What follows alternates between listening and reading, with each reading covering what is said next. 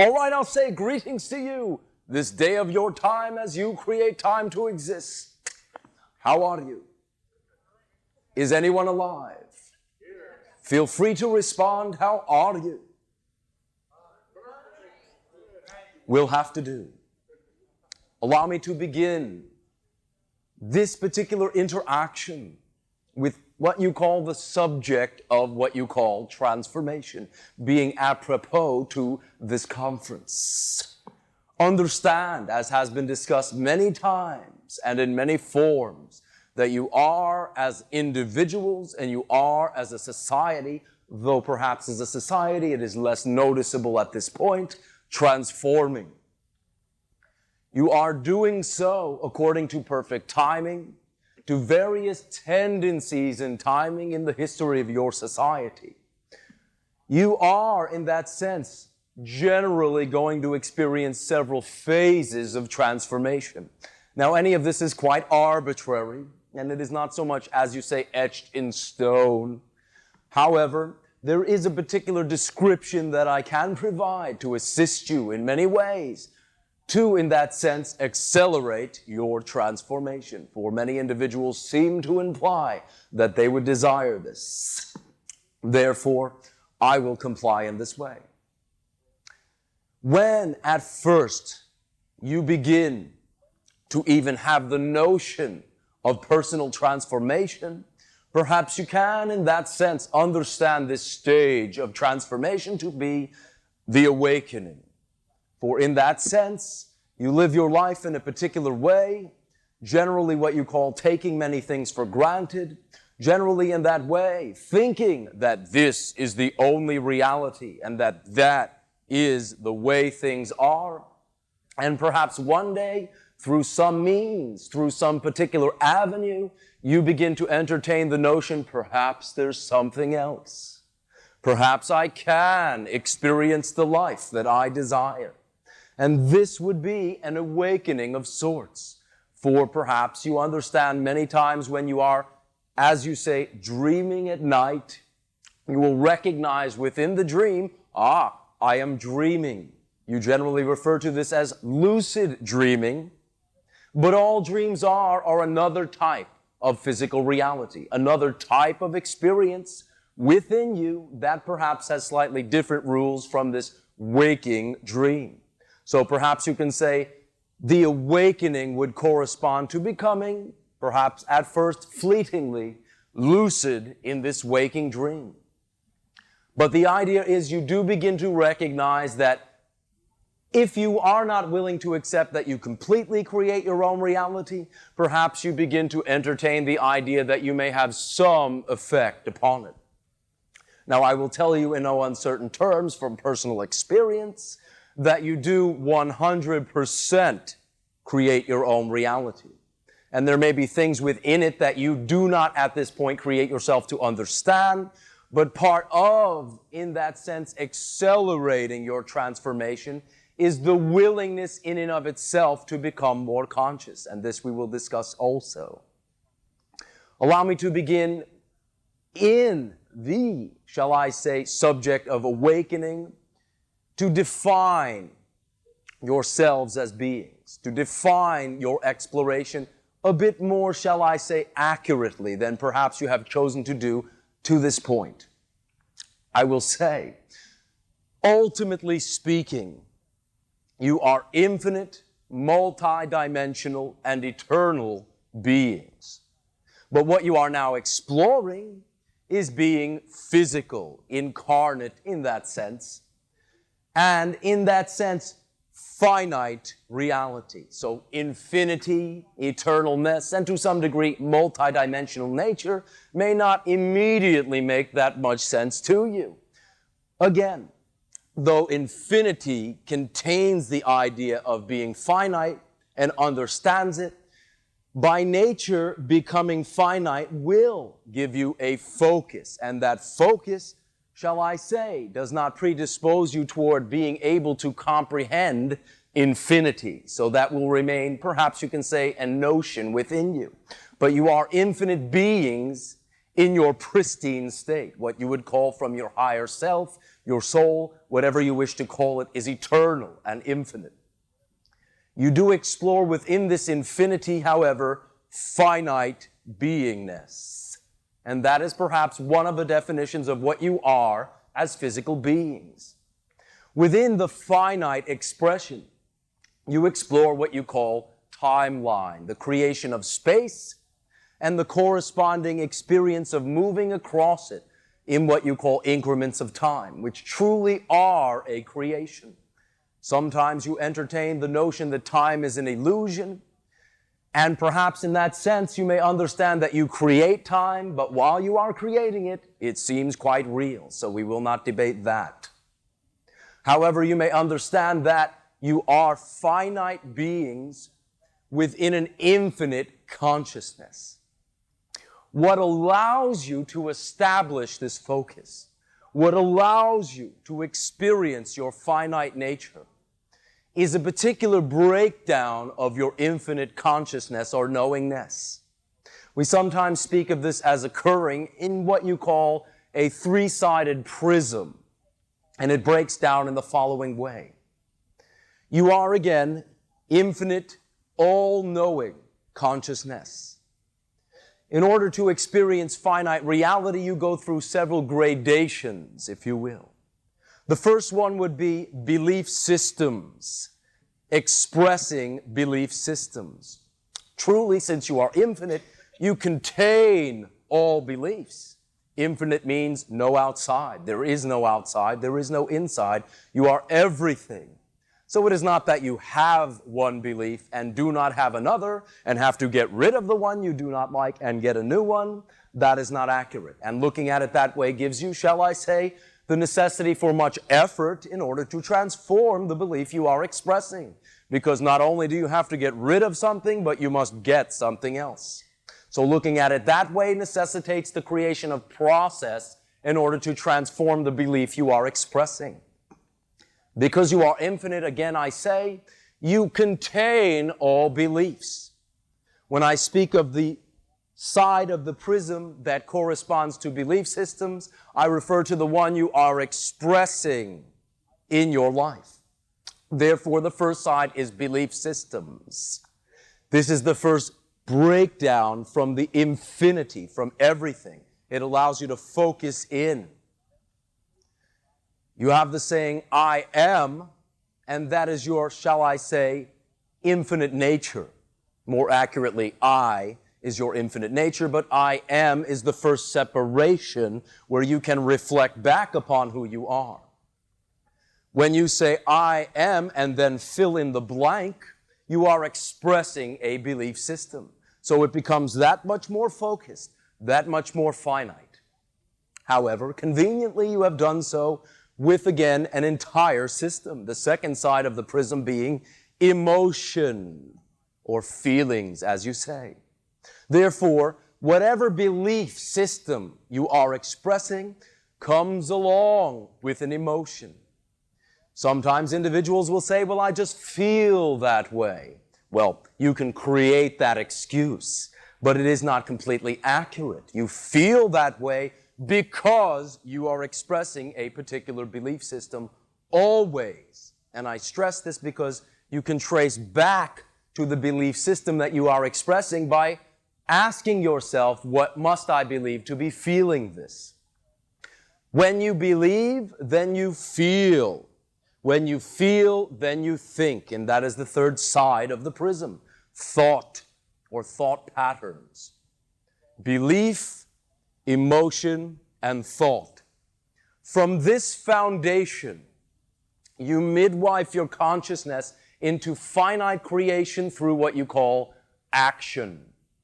And in a nutshell, this is who you are as a being. As you shift the belief system you are expressing, you then feel correspondingly, you then think correspondingly, you then act correspondingly, and the actions create an effect and a result in your life. This is how you've always done it, always will, while you are finite. So at least be aware of the mechanism, for you can use something once you acknowledge it and be conscious of it. What you call unconscious is simply not looking at something for whatever reason.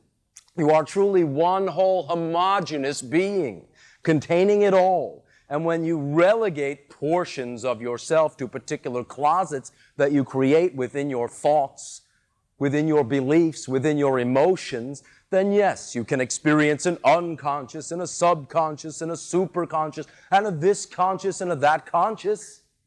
But it is not a physical component of who you are. It is a resultant effect from a belief that you have. So you also contain the belief that I am a whole being, and therefore I am conscious, I am focused on what I need to be conscious of, and everything else simply doesn't matter in that moment.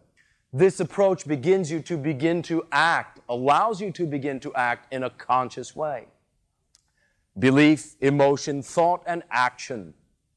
That is the foundation. And when you begin to awaken to transformation, on some level you become aware of this. The second phase of transformation, if you will, is acceleration. Once you have awakened, perhaps you will choose in that sense to remain awakened. Perhaps at first dozing off now and then, 'tis all right. But the idea is there are certain perspectives once you acknowledge yourself as creator that can assist you in accelerating your experience of being creator rather than, well, that's what they tell me, but my life still stinks. It need not be that way, for that is a result of the aforementioned system that you automatically create. Belief, emotion, thought, and action. And if you act with the foundation that you are helpless, you will feel helpless, you will think you are helpless, and your actions cannot help, subtly or blatantly, but reflect helplessness. And then the results of those actions will be the entire reality, enforcing and reinforcing that you are indeed helpless. Any belief system that you express comes along with all the evidence and logic that will continue to sustain it until you should choose in that sense to change it. What I am saying, or another way of putting this, is that all truths, all beliefs are true within the framework of the believer, for their actions will create the effect that will reinforce that belief, and this is the mechanism. Therefore, your willingness to trace back to the beliefs that you are expressing, deciding whether or not they are the beliefs you wish to express, is the beginning toward transforming and accelerating that transformation. If you are willing to truly feel whatever it is you feel fully, not hold it back, not say, well, I'm too advanced to be angry, I'm too advanced to be fearful. Oh, if I do this, I no longer express that I have expanded. That is self-judgment. The willingness to dive into the emotion and completely express it will allow you to trace back to the belief you are expressing behind it. Sometimes you can do this in public, sometimes perhaps it is not such a good idea. But when you are willing to express your emotions fully, not halfway. Halfway allows them to hang around and never quite be understood. Fully, first of all, it plays out. You do not stay that way throughout eternal infinity. It has a shelf life. You get to a point when you are willing to express your anger, express your fear, express your joy, express your ecstasy. It happens both ways. Where do you go, okay, now what? At that point, if you are willing to ask yourself, all right, what must I believe to have felt that in this situation? You will deliver on a silver platter the belief you are expressing. It will be quite obvious. If you do not fully express the emotion, it may be obvious still, but perhaps not at all. So your willingness to dive into the emotion, first of all, allows it to play out. So it is not occurring on a constant level. And second of all, allows you to trace back to the belief you are expressing. Now, when you express a belief and feel it and think, you act as though you are a person with that belief. those actions create the reality, as I have said. Once you acknowledge a belief that you are expressing, only then can you choose to express a different belief. If you deny the belief you are expressing, denial holds that belief in place in your life. Perhaps you will understand the universe does not so much always hear the word not, and simply hears what you are saying you are not when you are in denial. Acknowledgement is your power. Acknowledgement can take the form of all right, I'm expressing that belief. Don't wish to, but obviously I am, because I act this way, I think this way, and I feel this way. I must be. There is your liberation. Once you've acknowledged any belief you are expressing, you equalize it to all other beliefs within you. And it is not a matter of getting rid of that belief. As I have said, where will you put it? You are the entire universe. There is no outside. Once you acknowledge the belief you are expressing, you can call forth, because it exists also within you, the belief you wish to express. Using a facility you have so conveniently created in your reality called your imagination, you can create the following tool. You can say, all right, I have acknowledged I believe this thing I do not prefer. Therefore, I will sit down and I will imagine. If I cannot imagine myself, I will imagine what any person with the belief that I say I prefer to have would feel. And by simply sitting in this space, in this attitude, in this orientation, you can begin to drum up, to muster up, to create the feeling of what it would feel like were you being or expressing that belief. When you do so, you will notice your thoughts will change. If you take this one step further and ask your imagination, I have you on, I might as well use you, how would a person act in the same situation I am about to be in with the belief that I prefer? Lo and behold, your imagination provides that as well, particularly if you have created the feeling behind the preferred belief just to try it on. When you establish how one or how you, perhaps more, shall I say precisely, would act if you already had that belief, you now have two options in front of you instead of the automatic seeming option from the unpreferred belief. And many times, just having the choice right in front of you can make all the difference in what you do, because one of the choices of actions are reflective of the you prefer to be.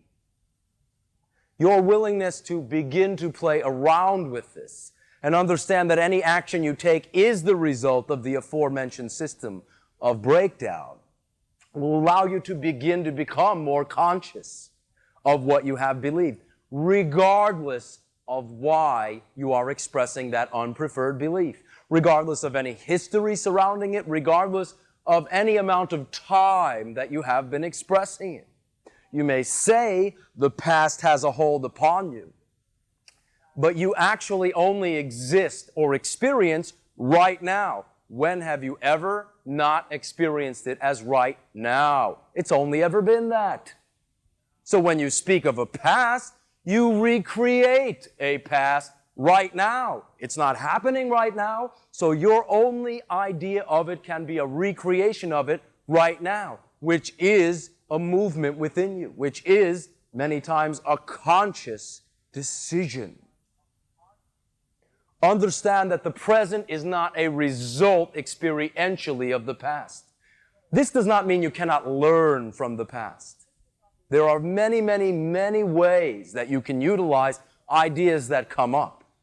But you need not use that as an excuse to be the you prefer to be in the present, because if you simply understand what you are believing and establish what you wish to believe and the actions that correspond to that, by performing those actions, you get the effect of the preferred belief no matter what has happened in the past.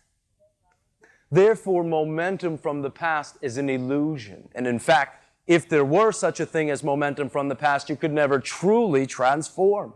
For always would there be a momentum pushing past the now moment. The now moment, however, is a fulcrum at which you can always choose to do something else. And if you can stop right now, there is no truly such thing as momentum.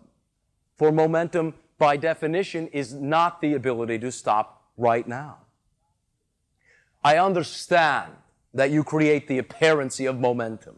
I understand that you experience the apparency of the past having a hold upon you. But I am explaining now the mechanism. You believe in the moment. Right now, the past has an effect on me. You feel the past has an effect on me. You think the past has an effect on me. And there is no way to perform any single action without some nuance of that foundation. So therefore, you perform an action and get a result that proves, well, see, the past does have a hold on me. It must. Here's the evidence. Of course, here's the evidence. You've just created it. What I am sharing with you is how simple it is. By simply becoming aware of just one simple concept, one simple option, to simply be the you that you prefer to be right now, the only time there is. Here and now, the only place, the only time. Everything else is a recreation in the now. This also goes for what you call the future. What if this? What if that? What if this or that? How about what is? Because you cannot act upon anything but what is right in front of you. The now moment is not always viewed in the following way. Each now moment always has a unique set of options and advantages that no other now moment has. Each and every one.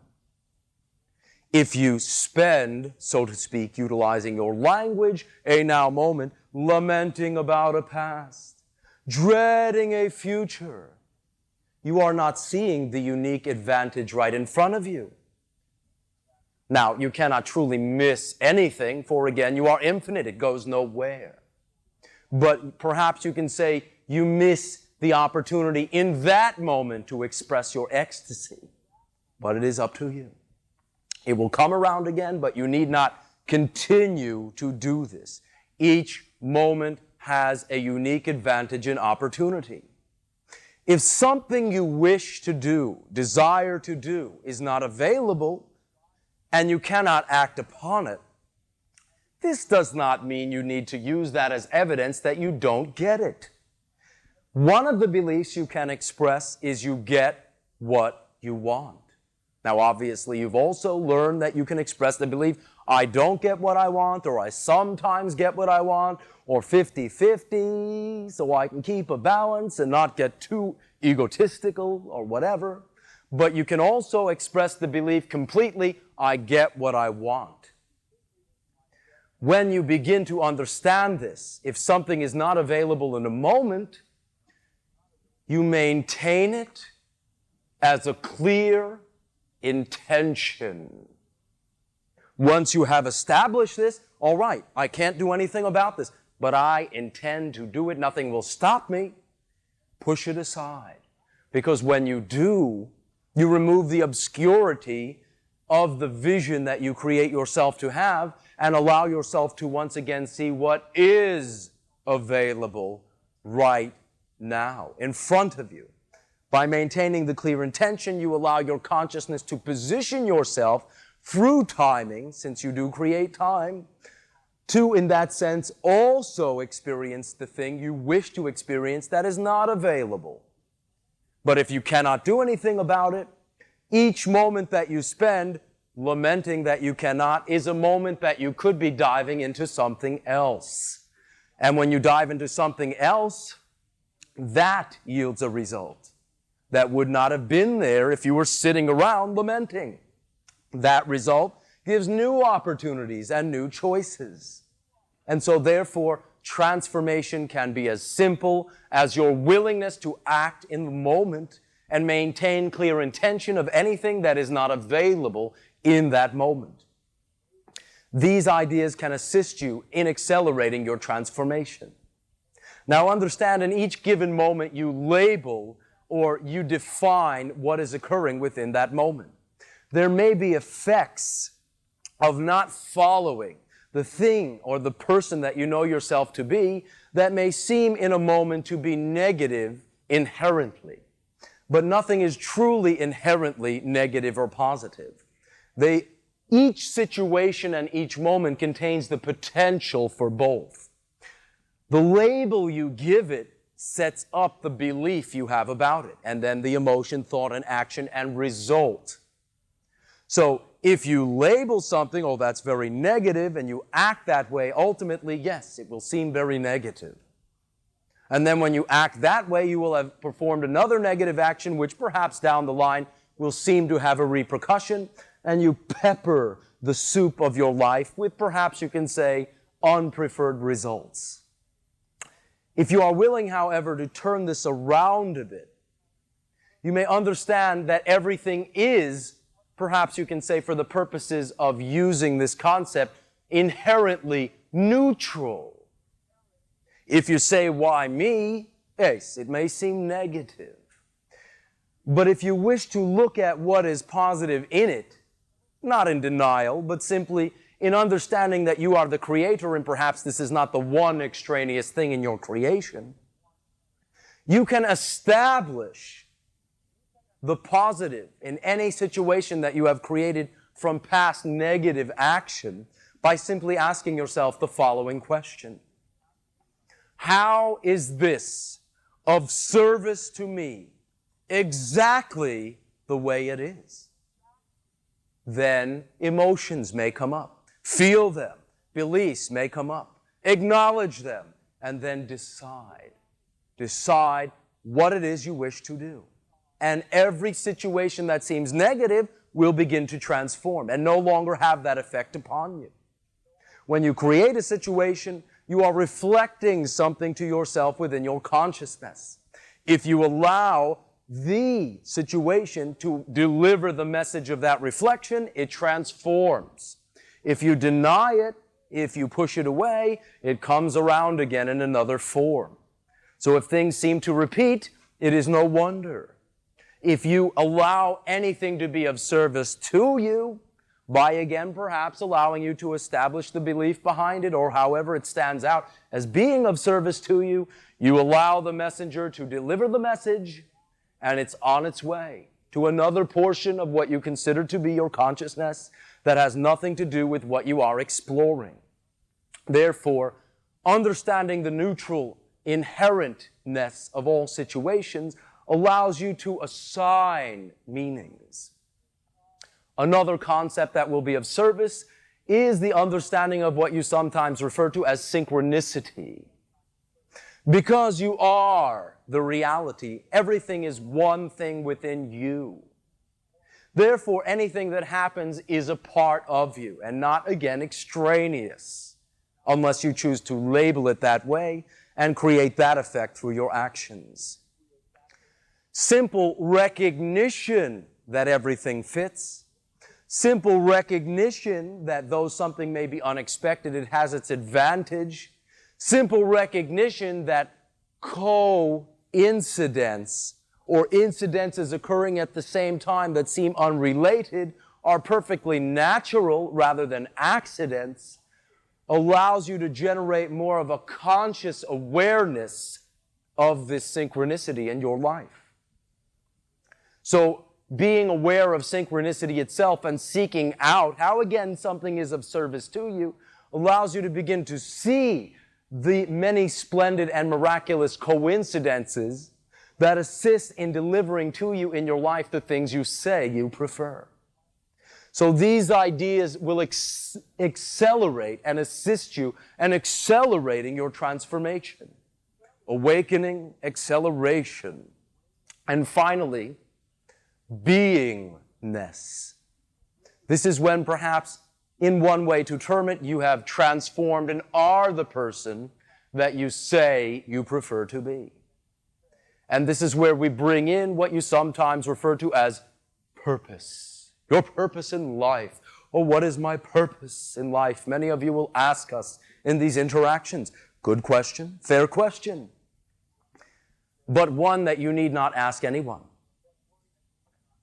I will allow you to understand that you contain the barometer, you contain the compass to establish both in each given moment and perhaps an overall purpose in your life, and need no one to reflect that back to you. This does not mean that you cannot utilize assistance and reflect this through others, and I am not disparaging this in any way. Many individuals will simply wish to interact and include others, and in that sense simply enjoy each other's company as well. But what I am saying is that ultimately you make the change, you contain the decision. So therefore, you might as well be aware of the mechanism with which you can simply access what is your purpose in the moment, overall. That is something that you refer to in your language as excitement. Excitement. Think about that. Oh, you mean we have to have too much fun? It is up to you. But here is the idea behind this. Excitement is not only a feeling, it is literally a vibratory recognition. It is the imparting, perhaps you can say, from the essence of your higher self through your physical being, that whatever you are excited about in any given moment, and I am not talking about anxious about, anxiety, I am talking about excitement. Whatever it is that you are excited about in a given moment is most you. From the options that are available, that is why it stands out with that vibration. Because your excitement is an awareness mechanism. Your willingness to act upon your excitement with integrity allows you to be the person you chose to be in this life, in no uncertain terms. Now, before I proceed, allow me to define integrity. I do not necessarily mean morals, though sometimes that will overlap. For I have noticed that in many of the different approaches in your society, morals vary. And actually what is right for some people is completely wrong for the other. So therefore, integrity would not be in that sense defined as any one moral base. And again, not to disparage any of them. They all work. Integrity is again an awareness, a recognition of integration. The integration of all things. Because you are the reality, and the reality exists within you, not the other way around, and this goes for each and every one of you, paradoxically. Everything you interact with is you. Now you create to seem that it is separate for a reason, but it is no less you and a reflection within you. Now if you truly were expressing this, there is a particular, shall I say, respect that you would afford to anything in your reality, understanding that it is just you. And you wish a certain respect, so therefore you will, in that sense, give that respect to any other part of yourself. That criteria will do as an overall idea of integrity. One other way to put this is that you have so much power to create your life the way you wish without harming yourself and without harming anyone else in the process. That is the degree of power that you have. And that is what I mean by integrity. Acting on your excitement without integrity is not what I am talking about. Anxiety with or without integrity is not what I am talking about. I am speaking about defining what excites you and acting upon that only if you can do so with integrity. This is what it boils down to. to express yourself most fully. Many of you understand yourselves as a soul inhabiting a body. My particular perspective is that you are a body inhabiting a soul. Your body is within your consciousness and not the other way around. So you are in constant touch with yourself. The idea of connecting with your higher self presupposes that you could possibly be disconnected, but it is who you are. If you create the belief that you can be disconnected, as we have said, you can create the effect of feeling disconnected, but you are never truly disconnected. What you call God, what we prefer to call all that is everything, is you. You are it. Therefore, everything is within you. Everything is all that is. You exist. That is your quality.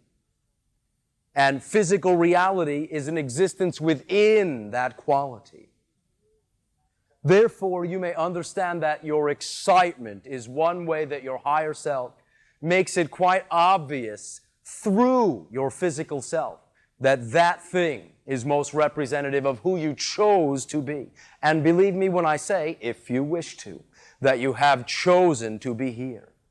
Does not make much sense that as a soul you would create a reality for the mere purpose of enslaving yourself, braving through misery to get somewhere else any better than here. Makes more sense, at least to me, that here must be the point right now. And that when you are creating your life consciously according to preference right now, nowhere else looks any better. Yes, there are other civilizations and other experiences that you have access to, but they are no place to go from here because here is inferior to there. All realities are equal, and from the standpoint of your soul, this is the one that is most important right now. So when you begin to get a grasp of this equality, there is no heaven to get to. There is a heaven to be experienced right here.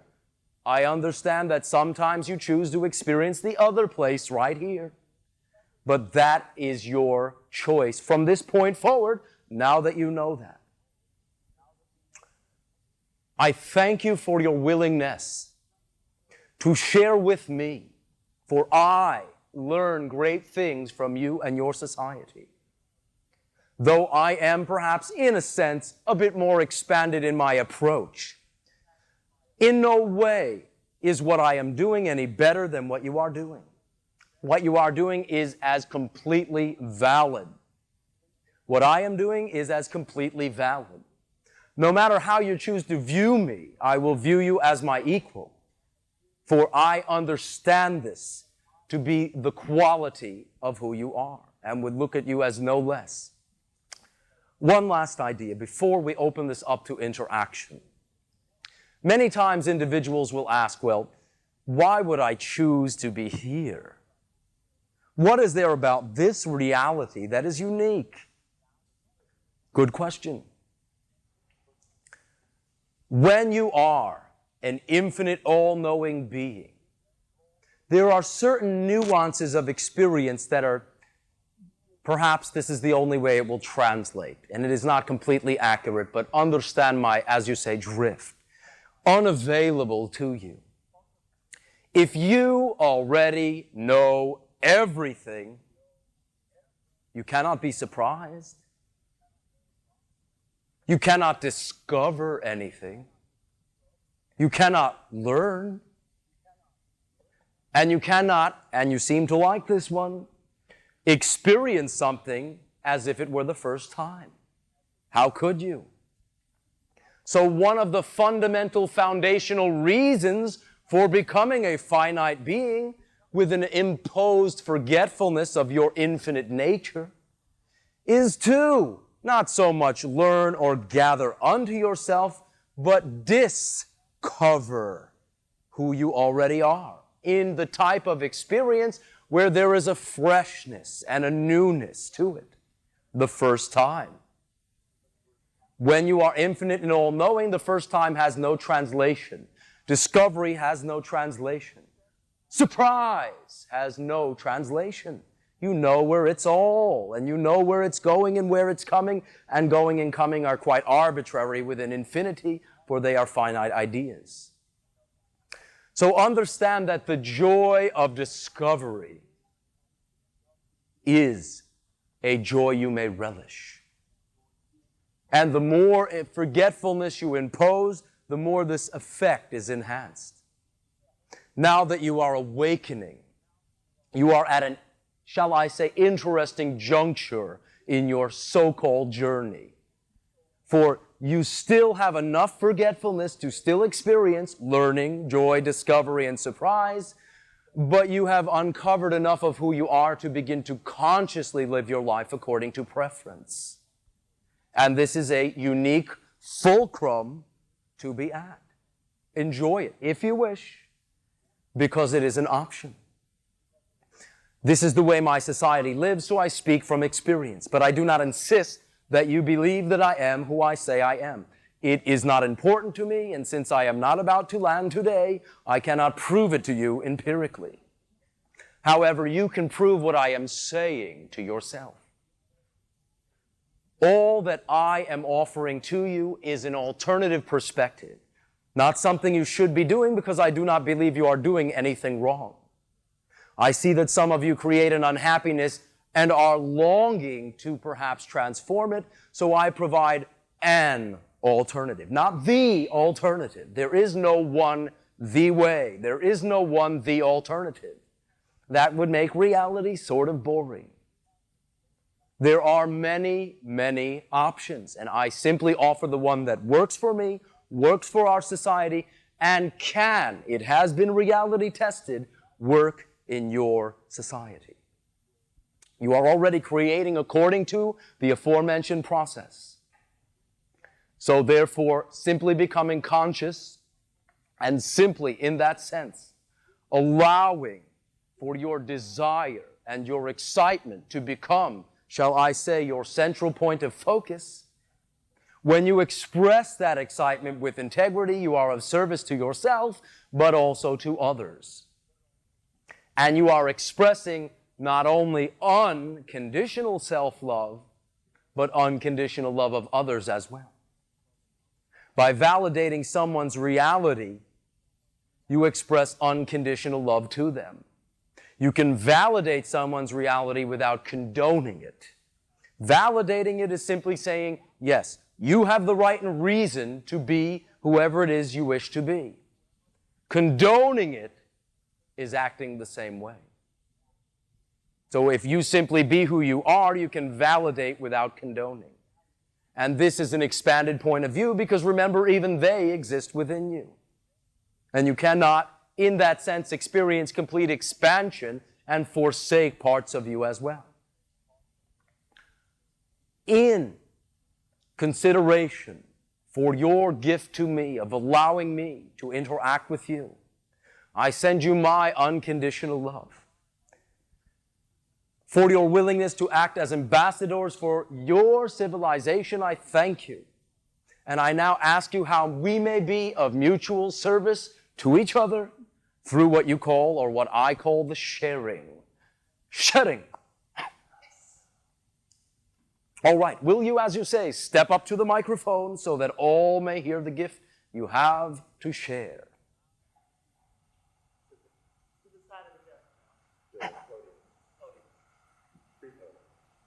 Anyone who wishes to interact, simply sit to the seats that have been set up, move forth, stand up, and share so that all may experience the gift you are boldly. Elan, I'm sorry, I thought you said Shelley, not sharing. Well, all right. As I have said, there are no accidents. Therefore, is there something you wish to say? For again, we are equals, and you may simply tell me something that I do not know, though I may say you already have once or twice. Well, yes. First of all, it's really an honor to speak with you again. Oh, and to me with you all as well. And I guess all I would like to say is that I still think that Andrew can open his eyes and channel. So do I.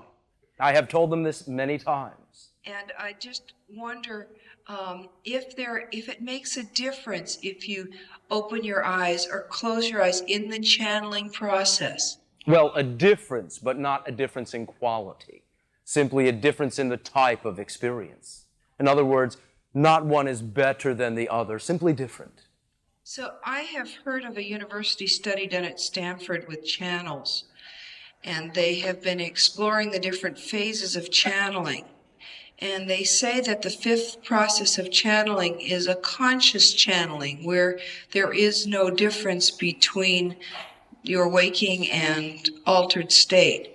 Do you know anything about that? Well, perhaps I will not necessarily have the same numerical designation, but ultimately, yes. You will find that channels that are willing to act and be the information as they, in that sense, find it to be true for them, will begin to, in a sense, seem to blend with the very entities that they bring through and be a living version of them, but not at the cost of their own individuality, simply a version of them. I love you. Oh, I love you too. Sherry, was that clearer? Hi, my name is Jackie. Greetings and good day. Obviously, we all create a reality to be here Yes. next week. No accident that you are all here at this time with the particular individuals that you are. And we manifest quite well.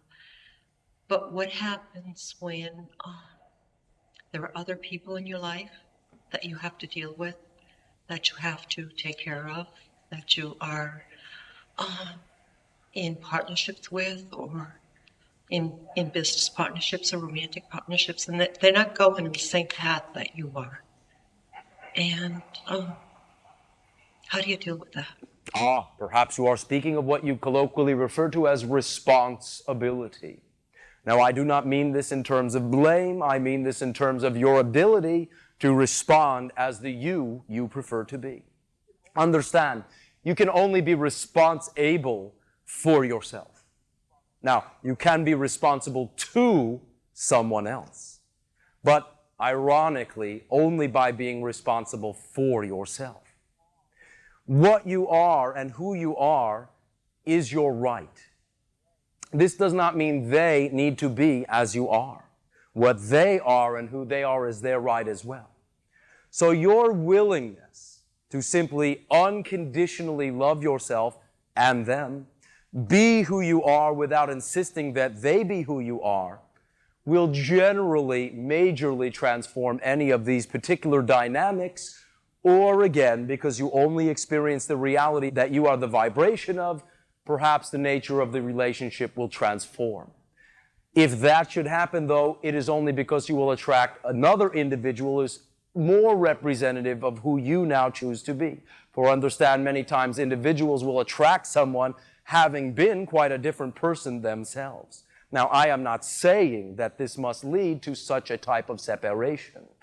In general, you will find as you simply transform who you are and unconditionally love the other individual in the relationship, that perhaps you can say everything finds its own level. Your willingness to validate the other individual will give the other individual the most tendency to validate you. So perhaps, since you can only change and be responsible for yourself, you may wish to look at and not so much focus on how they invalidate you, but how you invalidate them. You see, if you believe in what you are saying, and someone says something contrary to you, it will simply be as though they have said something to you that does not apply to you. There will not be a charge. But if they say something to you that challenges your own belief in yourself, number one, they are being of service to you, and you are not acknowledging that. But number two, that is why you create the effect. Not that they make you feel anything. You only always feel according to your belief system. Now, does this assist you? Or is there some more specific way that we can apply this? That does assist me. Also, why do we bring people into our lives at times that seem perfect, and then all of a sudden things change so rapidly and they're not perfect anymore? Well, again, first of all, you are always perfect.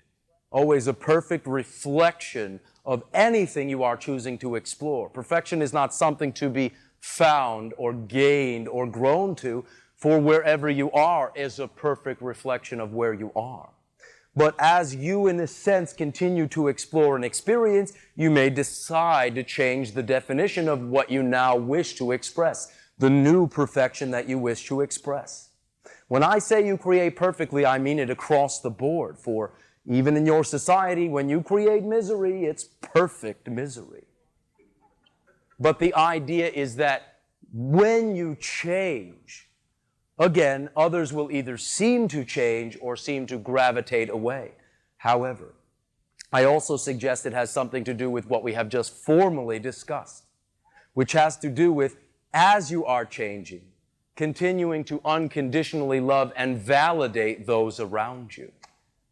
The perfection that they seem to feel may have transformed may be the mutual invalidation of which we have spoken. Does that fit? Yes, it does. All right. Are you willing to love the other individual enough to allow them to be themselves, and at the same time love yourself enough to be yourself without shoving it down anyone's throat? I think we have to love ourselves first before we can have that unconditional love to allow others to do what they need to do. Perhaps it is better stated in that direction, yes. For you only love others as you love yourself, but unconditionally loving yourself is really not so quite as difficult as individuals will assume that it is. For unconditional love simply means no matter what, I will love myself. No conditions that I impose, that if I do not fulfill these conditions, I will judge and seem to remove my love. And loving yourself no matter what is really quite as simple as simply deciding that, well, I have looked too long and hard at this to allow myself to settle for anything less than complete love. So now that I've straightened that out, I will move with that love rather than judge myself, which is the removal of that love due to the conditions not being met. So simply remind yourself about unconditional love. And again, as you have said, once you do so with yourself, what I am saying will be quite simple with someone else. But it does start with self. Thank you. Yes. Is that all? Well, I have other questions, but there are other people waiting. All right. Perhaps they will ask your question as well. Thank you. I thank you. Sharing. Greetings, Elan. Greetings, O cave-dwelling and now tomb-dwelling one. I know I create my reality because I'm here. All right. You're not going to say but, are you? No buts. Oh, all right. No buts in my life. Oh, all right. Just for sure. And really happy to speak with you again. And here in Egypt. Nice. One of the symbols that you all create as a transformation place upon your planet, yes. Now, do understand again that it exists within you as well. Everything does. But I understand through the history and tendency of your society to assign certain places where you will allow yourselves, through whatever the symbol is, to access your great power. Yes, and as I boarded the plane in New York coming here, I was really aware of the word completion for me. It seems to keep repeating itself. And I know that in every completion, there's a new beginning. Ace. And this is truly a celebration for me.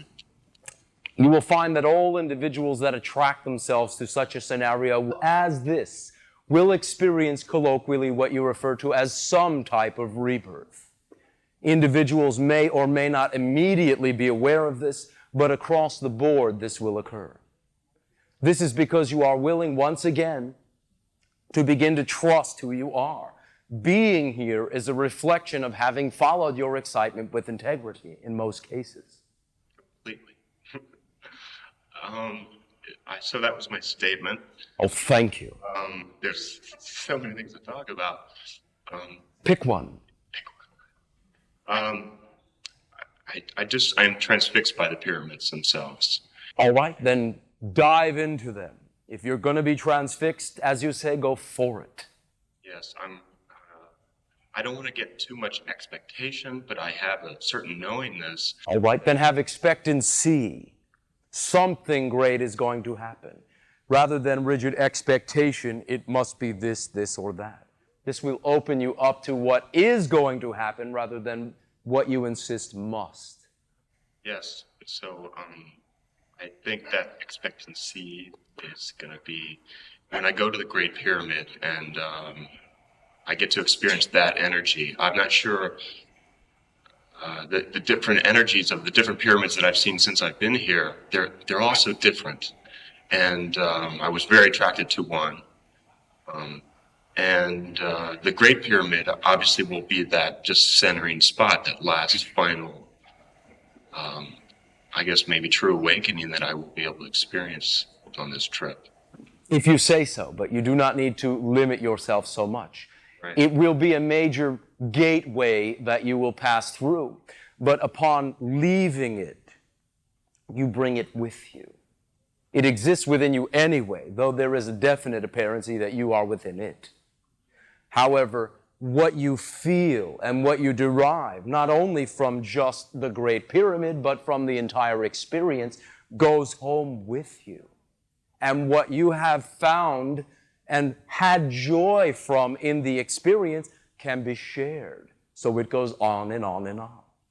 Right, and our friend Shelley mentioned about the marriage to the self.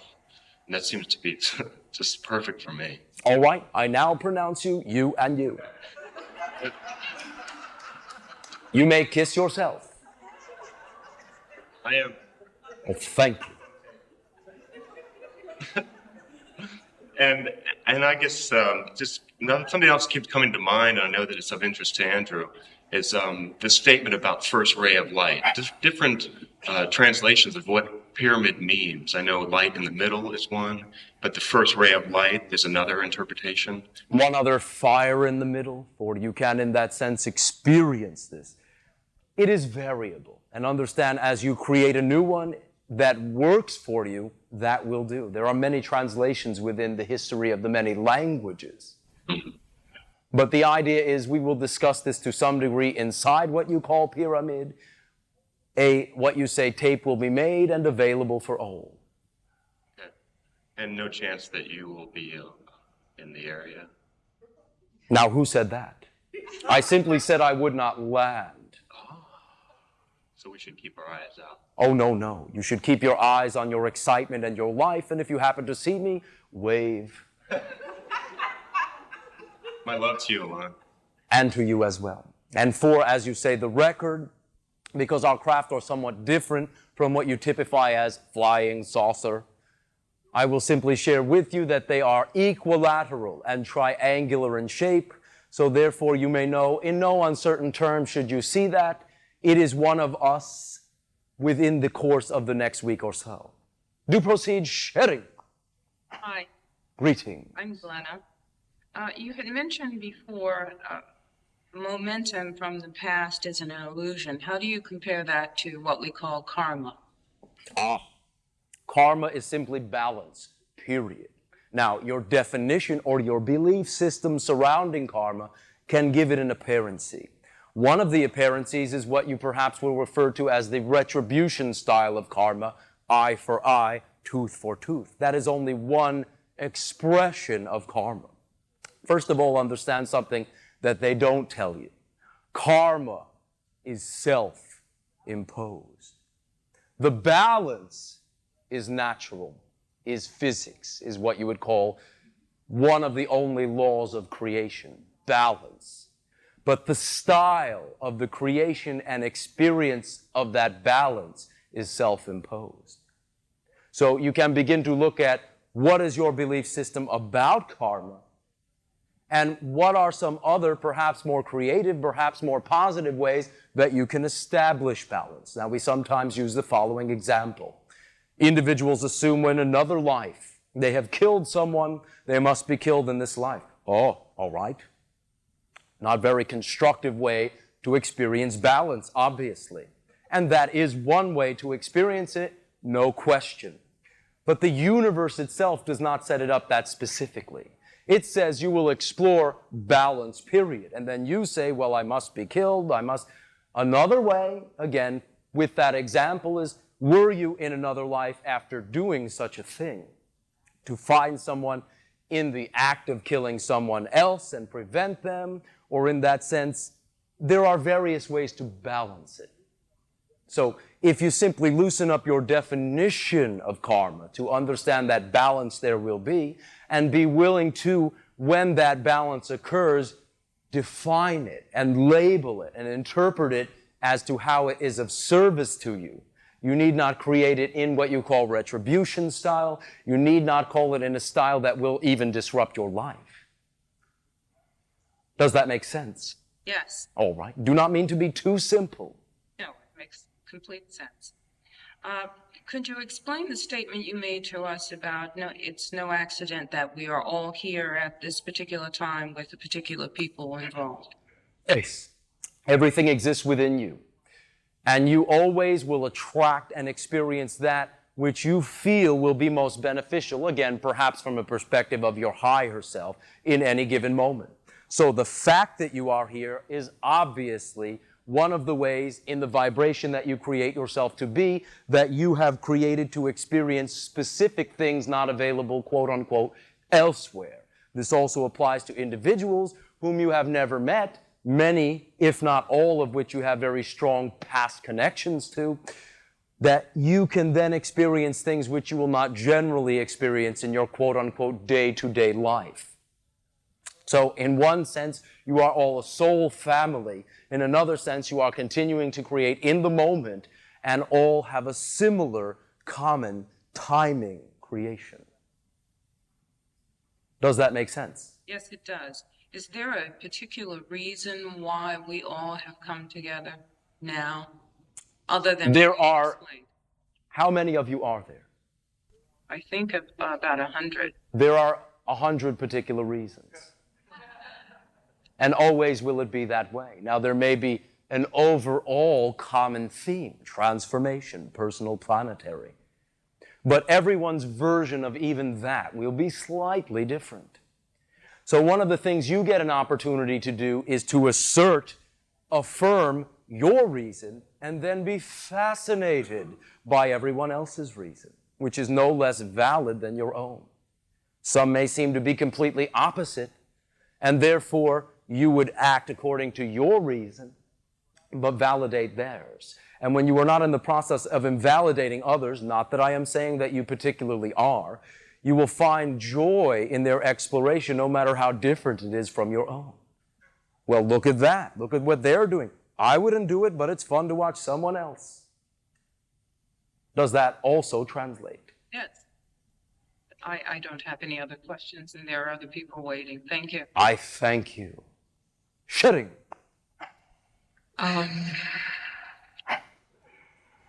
Elan, Ace. Akabina here. A pleasure. Fancy meeting you here. Ace. Of all places. Is it okay to take off my mask? It is okay for all of you to expose as much of yourselves as you are willing to. Okay. All that you actually do is show yourself to yourself when you do so anyway. You're a breath of fresh air. Oh, thank you. Breathe deeply.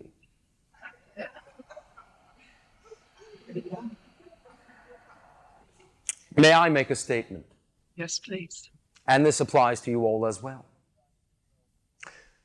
You sometimes say, well, I feel your energy to each other, or Elan, I feel your energy.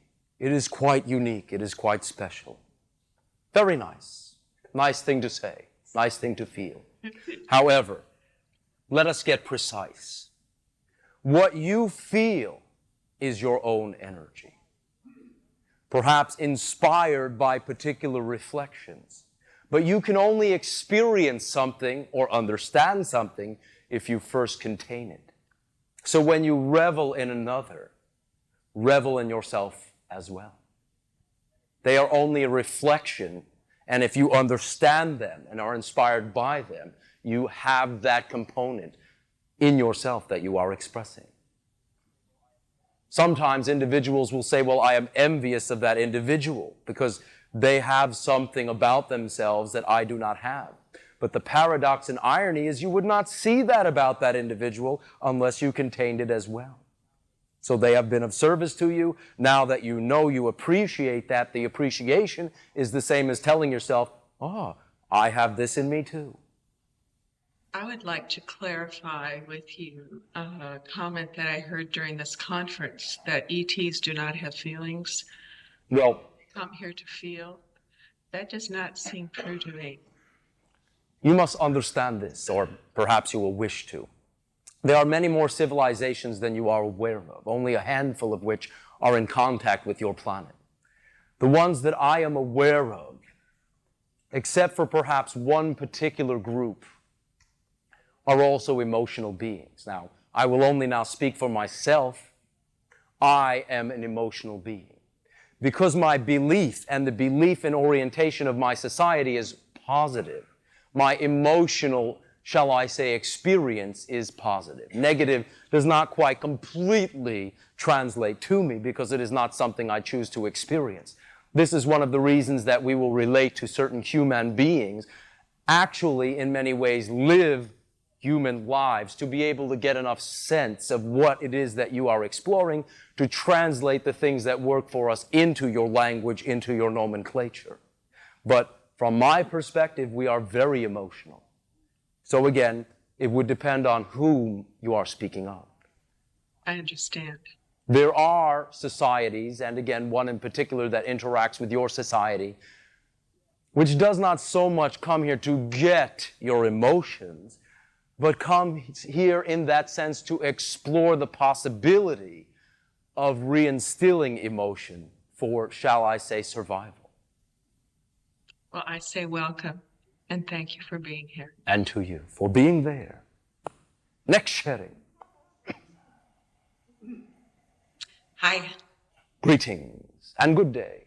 my name is Karuna, and I'm not sure I can remember my question. All right, make one up. That's what I was going to do, because if I really listen to what you're saying and what people are asking, then I'm in the moment, and then I don't know where I was when I thought of the question that I thought of. May I tell you something? Yeah. When I entered this interaction, I just made that all up.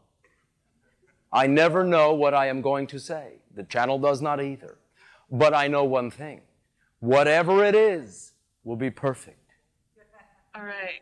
Now, the only reason I get that experience is because I believe it, and you can too. Okay. So what is your perfect question? Well, I also just did want to say that you're so funny. Oh, thank you. It's really fun. You should see me. Okay. Now, the question I think was something about... Sense of humor also applies to what I had said before. If you can appreciate the joke, you are funny as well. Thank you. I know that one of the questions was kind of about, why do we need you to tell us these things? Well, you do not.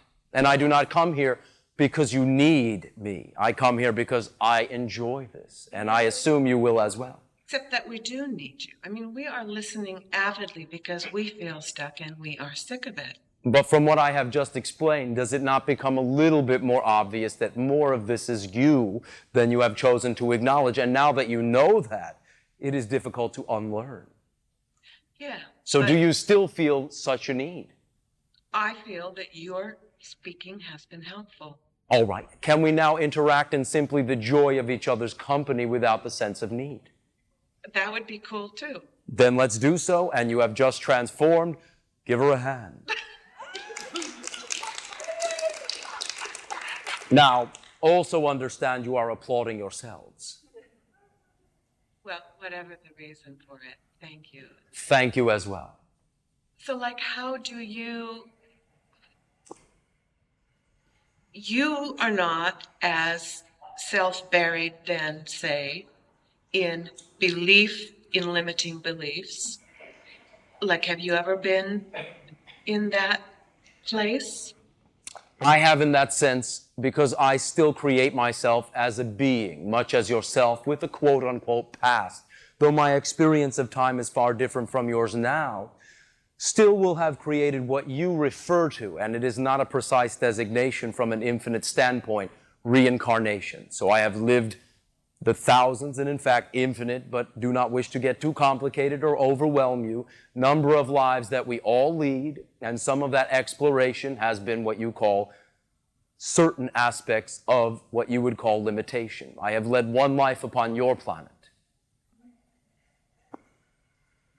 And are you from a particular star system that we would recognize? Again, a finite question to an infinite understanding. For if there is no beginning and no ending, you are all from everywhere and nowhere in particular. Okay. Thanks. Oh, thank you. Shutting. Kadosh, Kadosh, Kadosh, Adonai, Sabaoth. Shivai. Shalom. I am Julian. Greetings, O bold one. We have an experience of seeing ETs or something attributed to them called a pillar of light. Would you explain this pillar of light, which may be 250 feet high about and 50, 75 feet in diameter? If you will first explain to me your understanding so that I can achieve a perspective of what you are asking. I have seen close up 5 different types of UFOs. And one of the manifestations that I have seen is a pillar of light. Also, in the Keys of Enoch, he mentions a pillar of light seen many times in Mexico. And I wondered if this has an intelligence, it's certainly back of it, but is it an intelligence unto itself? If we are understanding the question in that sense accurately, and again, we depend upon certain translation, what you are referring to would definitely be what you call result of intelligence and would perhaps be more reflective of an interdimensional type of experience, hence the, shall I say, etheric nature of the appearance. There are many overlapping dimensions, and without getting too much into this, we wish you to remain grounded. The idea is that many vibrations can exist literally in the same space at the same time. The reason they do not perceive each other is that they vibrate at different frequencies. Much as what you call your perception of what you call physical light is only within a certain bandwidth, there are many other perceptions of what you would call light, electromagnetism that are perceived by other civilizations that you do not see. So depending upon the rate of vibration, and I do not mean vibration in a way that translates very adequately to this discussion, but just to have some words to use, many realities exist in the same place at the same time. And once in a while, certain realities, either consciously or perhaps you can say through coincidence, will shift their vibration enough to be perceived, but just barely. Does that answer the question? Yes, I think it does. Are you also saying that all space, so-called, is peopled with the ideas of this infinite greatness we call God? Oh, absolutely. Since God is all that is, what else is there?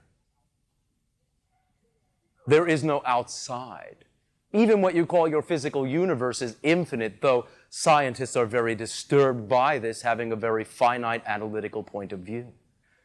The collection of galaxies in the neighborhood may be quite finite, but where is a wall that you would come up against, and what is beyond it? There is an infinite universe, and the infinity is all that is. Thank you. Do not mean to overwhelm you, simply be descriptive. Thank you. Oh, thank you. Shutting. My name's Peter. Peter. All right. I find myself quite confused on this planet. All right. Co-fusion is simply the pulling apart of who you are, looking at the pieces and putting them back together. How exciting. Are you judging this? In a way, All right. yes, I am. You do not need to. Love yourself and explore. What is it that you are co-fusing about? Well, one arm of the co-fusion to come about is that I feel that I have a purpose on this planet, that I am here. Now, were you here for the beginning of this interaction? Yes. All right. Do proceed. Do you understand what we have said about excitement? Yes. All right. What excites you? Well, there are two things that really excite me. What are they? One is speaking to people and communicating with them. All right. What is the other? The other is writing. All right. Your purpose in life is speaking and communicating to people, also through writing. I'm doing half of it. I'm not doing the other half. Is the other half available? Anything's available. So the answer has to be yes. Can you act upon it with integrity now? Or not? Yes, I can. All right. What holds... When will you? What holds you back? Interesting question. Who are you asking? Me or you? It's a question I've often put to myself. All right. Let me tell you what I think, because ultimately you will decide what you think anyway. Nothing is holding you back except the notion itself that something could hold you back. But what is that something? Nothing. You may simply do what you wish to do right now. There is no failure, because if you do not accomplish what you wish and maintain it as a clear intention, you will accomplish what you wish. So perhaps you may look again to your beliefs. Do you believe I get what I want? Do you believe I do not get what I want? Or do you believe I only get some of what I want? I'm sort of in a... Perhaps some of what you want stage? Yes, it's a bit of some and a bit of the other. Well, congratulations. You have just acknowledged a belief in front of all these people. How nice. Now you own it. Now, a person who believes that they do not always get what they want feels this, yes? Yes. Feels certain emotions, yes? Can you describe one of them? Well, I've got two emotions that I would immediately identify. One is a feeling of enormous satisfaction in communicating with people. Another emotion is an emotion of fear. All right. The fear is an emotion, in this case, that would correspond to not believing you get what you want. Perhaps I, too, would be afraid if I thought I did not get what I want. Yes. Therefore, you think this way, and therefore you must act with some nuance of this, yes, by extension. It's a fear wrapped up with doubt. Okay, doubt is simply trust in the thing you don't prefer, which is still trust. However, would it not then have to somehow affect your actions, even if only subtly? Certainly. Okay, how would a person who felt, who believed, I get what I want, feel? Try that on, explain it to me right now. Take a deep breath.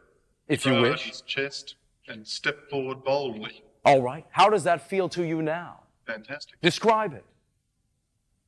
Radiating energy, skin prickling gently over my body.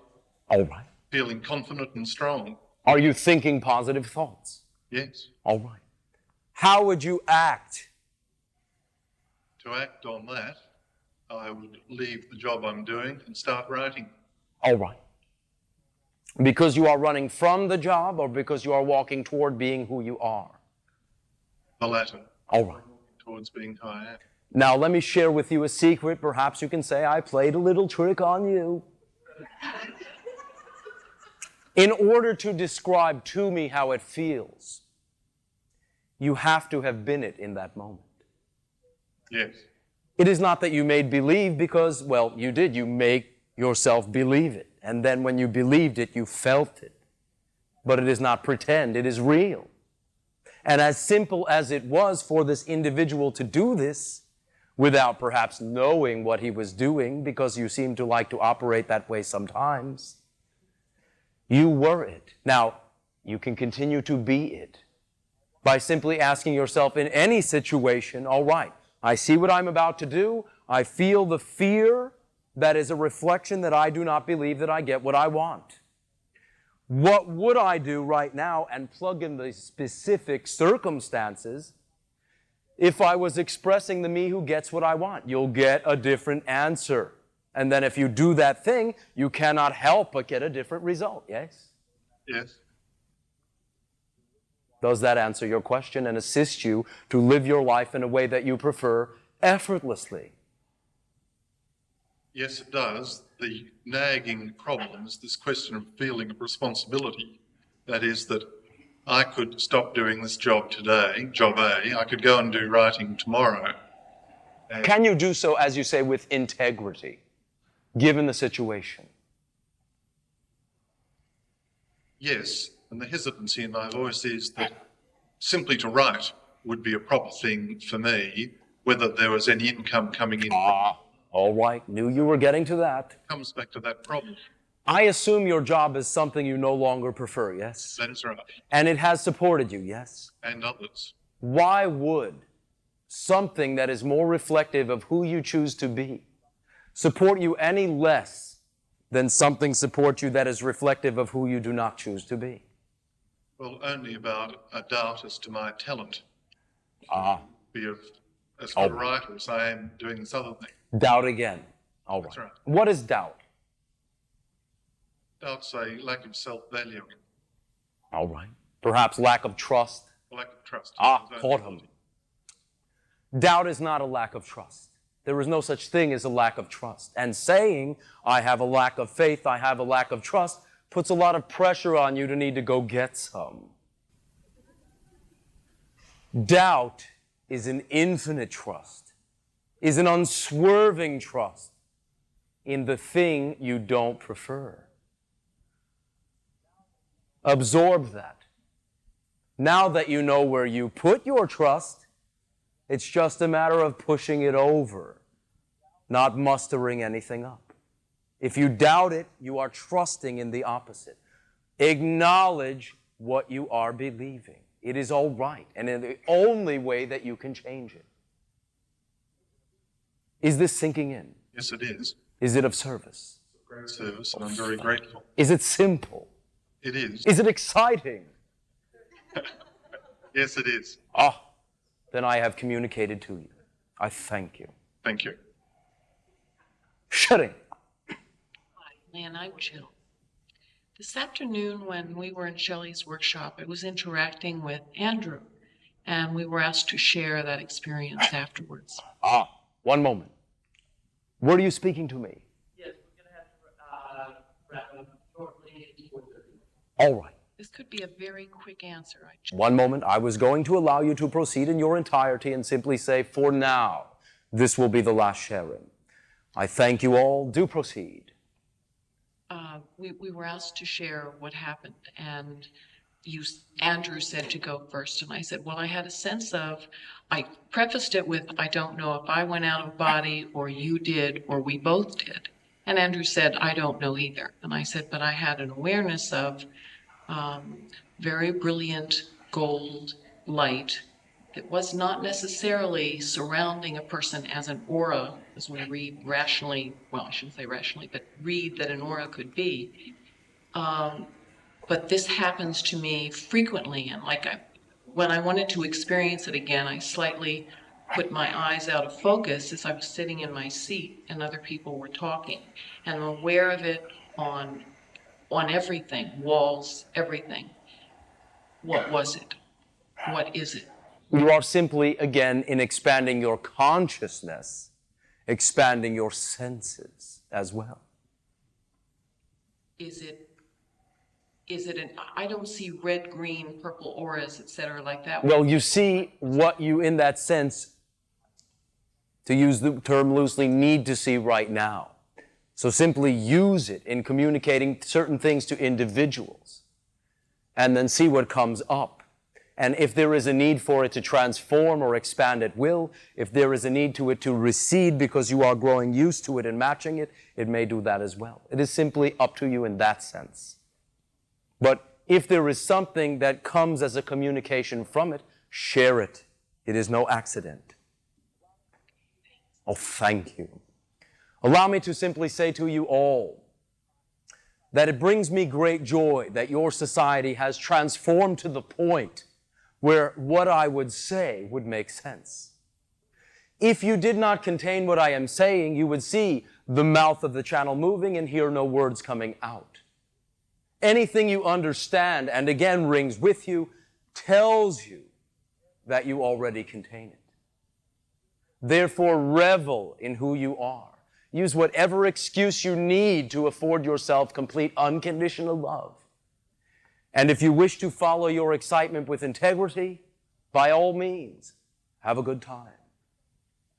I thank you and bid you a most fond and loving good day and good transformation. You may entitle this interaction, "You are the transformation."